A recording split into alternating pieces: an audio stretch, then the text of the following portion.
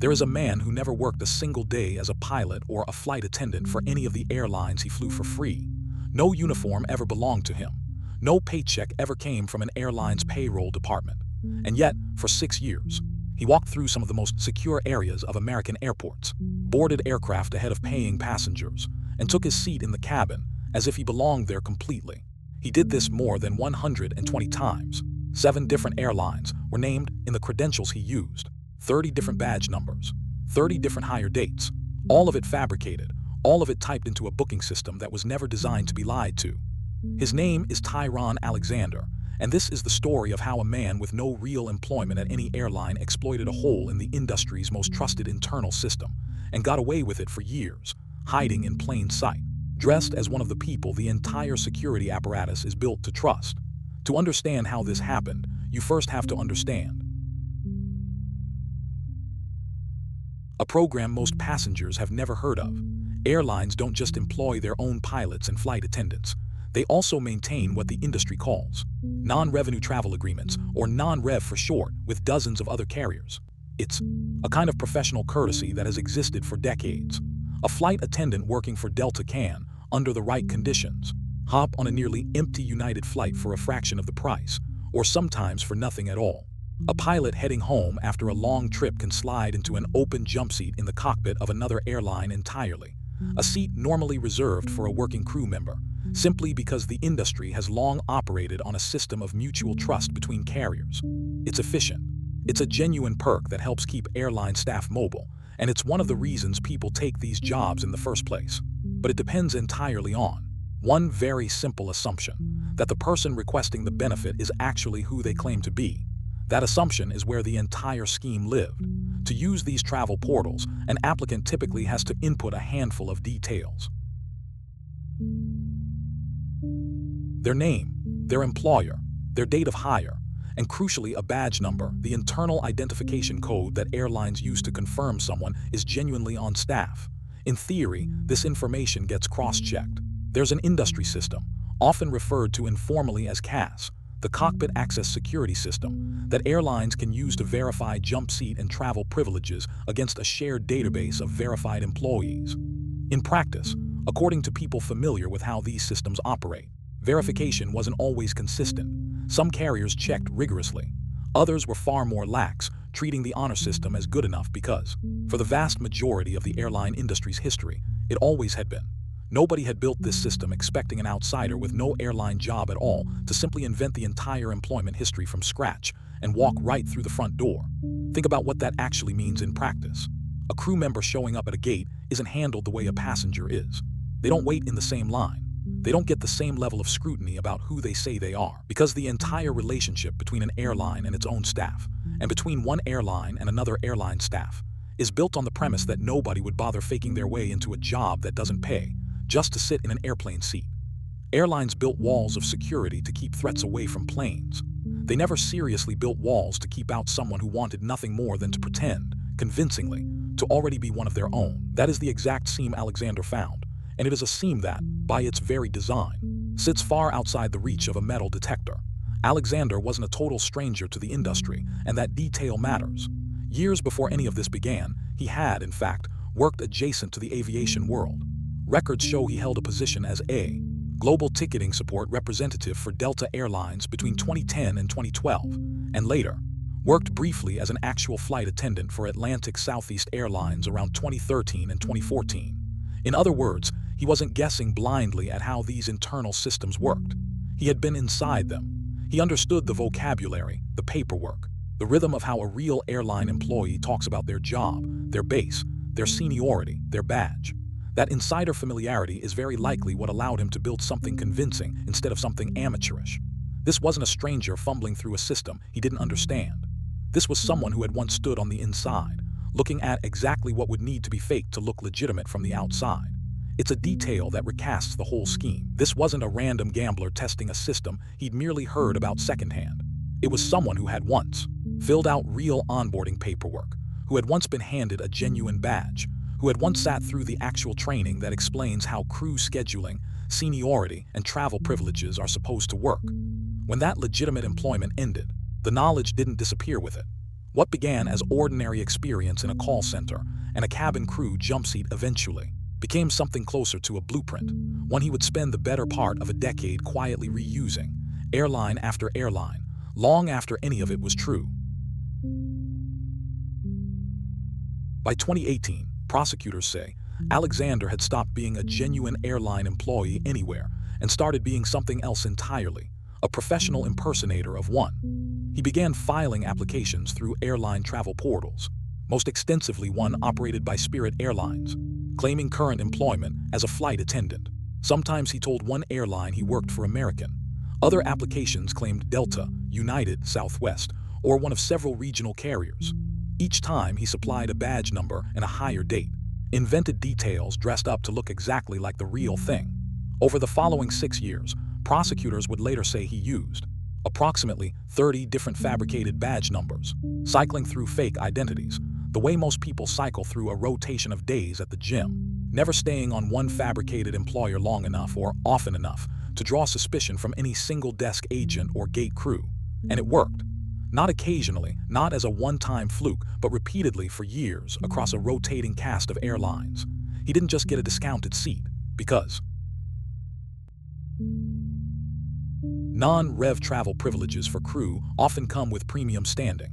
In some cases, he was flying in ways closer to how actual crew are handled, occupying seats that gave him proximity to areas of the aircraft and the airport that ordinary travelers never come close to. He walked through secure crew areas of airports reserved for people with real badges. He accessed gate zones that require a genuine airline credential to even approach. Every single time he did this, he was relying on the same quiet gap in the system. Nobody down the chain was double-checking his badge number against the airline he claimed employed him, at least not consistently enough to catch a man who had never actually been on their payroll at all. Picture the actual mechanics of a single trip. He arrives at an airport, dressed and carrying himself the way crew typically do, unremarkable, efficient, moving with the practiced confidence of someone who has done this walk 100 times before. He approaches a counter or a kiosk, requests a jump seat or a crew fare using a login already populated with a fabricated employee profile. A gate agent, trained to process dozens of these requests a day from genuine airline staff hopping between cities, sees a name, an employer, a badge number that looks structurally correct, and waves him through.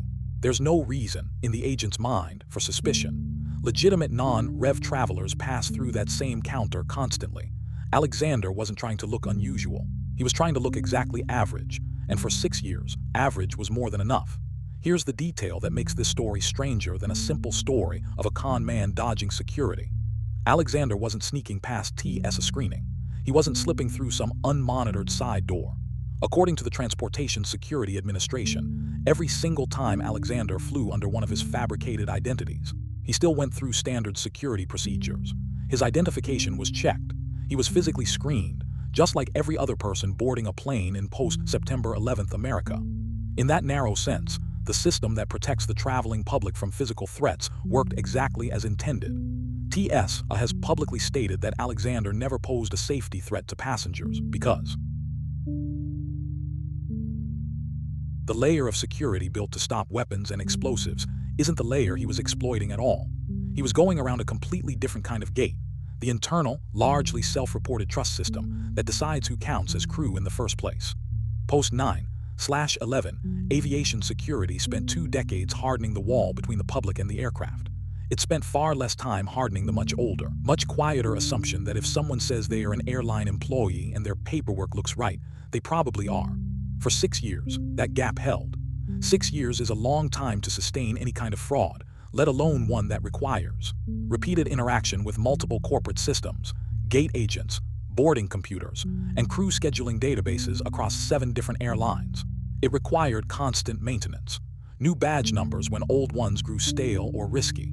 New hire dates that had to stay internally consistent with whatever airline he was claiming that week. A memory sharp enough to keep track of which lie belonged to which carrier, and disciplined enough never to let the wrong fabricated identity slip out at the wrong counter. In many ways, sustaining a fraud like this for 6 years is harder than pulling it off once. A single fake credential used one time is a stroke of luck. 30 fake badge numbers used consistently, across 7 airlines, over roughly 72 months, without a single verification desk stopping him cold, is something closer to a full-time operation. It's worth pausing on the sheer volume here, because it's easy to let a number like 120 flights blur past without registering what it actually represents. That is not someone who got lucky twice. That is not a desperate one-off scam by someone in a financial hole who took a single illegal flight home. That's a sustained, repeatable business model built entirely around exploiting trust, refined over time, adjusted as needed, and quietly profitable. A currency that never touched a bank account, free travel, premium access, and the invisible social credibility of walking around an airport looking, dressing, and behaving exactly like someone who belonged there. Court records tied specifically to his interactions with one carrier's booking system alone documented 34 flights taken without payment, flights obtained purely by claiming, falsely, to be an off-duty flight attendant employed by other airlines.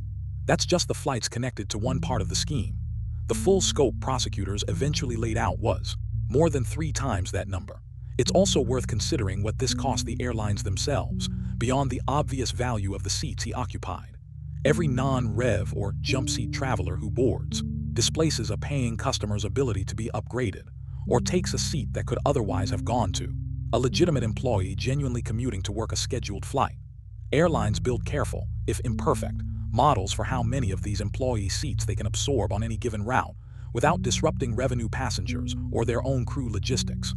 A stranger repeatedly inserting himself into that carefully balanced system, invisible to the very software built to track it, doesn't just steal a free ticket. He quietly distorts a set of assumptions that dozens of airline departments rely on every single day to keep their own operations running smoothly. So how does something like this finally come apart? After surviving 6 years of scrutiny, 30 fabricated identities, and interactions with staff at 7 or more airlines. The public record doesn't offer a single dramatic moment, no security officer spotting a nervous man at a gate, no whistleblower tip that cracked the case wide open in an instant. What emerges instead is closer to the truth of how most long-running frauds actually die, not with a bang, but with a pattern. Airlines, and eventually federal investigators, began noticing irregularities that didn't line up. A badge number here that didn't match personnel records at the airline it was supposedly issued from. A hire date there that conflicted with employment records already on file. Multiple applications tied to overlapping identities across different carriers, using inconsistent details that, when finally compared side by side, told a story no legitimate employee's file ever would. The Transportation Security Administration's Atlanta field office became involved in investigating the pattern, working alongside federal prosecutors to piece together 6 years of falsified applications into a single, coherent case. By March of 2025, the pattern had become undeniable, and Alexander was arrested. The charges that followed were serious, and they reflected exactly what he had actually done, not simply flown without paying, but repeatedly and knowingly. Defrauded airlines through wire communications, and unlawfully entered secure areas of American airports under false pretenses, areas that exist specifically to be off-limits to anyone without verified crew credentials. Prosecutors in the Southern District of Florida built their case around both halves of the fraud, the financial deception of the wire fraud charges, and the physical trespass represented by walking, again and again, into spaces built for actual airline employees. In June 2025, a federal jury in Miami heard the evidence and reached its verdict. On June 5th, Tiron Alexander was found guilty on all counts, convicted of wire fraud and of unlawfully entering a secure airport area under false pretenses. The exposure he faced from that conviction was significant. Under federal sentencing guidelines, the wire fraud counts alone carried the potential for up to 20 years in prison, with the secure area charge adding the possibility of up to 10 more, putting his maximum theoretical exposure as high as 30 years. Though actual sentences in federal fraud cases like this typically land well below the statutory maximum, once the court weighs the full range of factors involved. His sentencing hearing, originally scheduled for August 2025, was pushed back, ultimately set for January 2026 before U.S. District Judge Jacqueline Becerra. As of this telling, the precise sentence handed down in that hearing has not been independently confirmed in public reporting, and rather than guess at a number, it's worth being honest about that gap. What is confirmed, on the record, beyond dispute, is the conviction itself, and the 6 years of fabricated credentials that led to it. What makes this case linger in the mind isn't really the audacity of one man's lie, although there's plenty of that here. It's what the case reveals about an entire industry's blind spot, one that had existed for years without anyone stress testing it against a determined, patient fraudster. Airline security in the post-September 11th era became, famously, one of the most rigorously engineered systems in the world for ordinary travelers. Shoes off, liquids in small containers, government identification cross-checked against boarding passes generated from ticketing systems tied to real payment records. Millions of dollars and countless hours of research went into hardening that specific pipeline, the one that runs from ticket purchase to boarding gate for the paying public. But crew, by long tradition and operational necessity, moved through a parallel pipeline, one built on a very different foundation: professional trust between airlines, maintained largely through self-reported credentials and inconsistent cross-verification. Nobody had seriously imagined that pipeline being targeted by someone determined enough to study it, understand its blind spots from prior insider experience, and then patiently exploit it for the better part of a decade.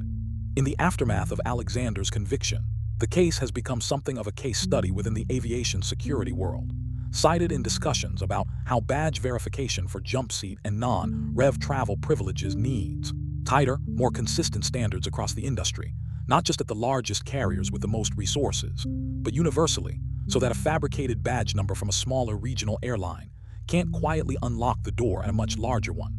Whether that tightening actually happens at the pace the case seems to demand remains an open question, the kind that tends to get answered only after the next person tries something similar and either fails immediately, or, like Alexander, doesn't fail for a very long time. There's something almost uncomfortable in how simple his method really was, stripped of all its careful maintenance and repetition. He didn't hack anything. He didn't forge a physical badge sophisticated enough to fool a scanner.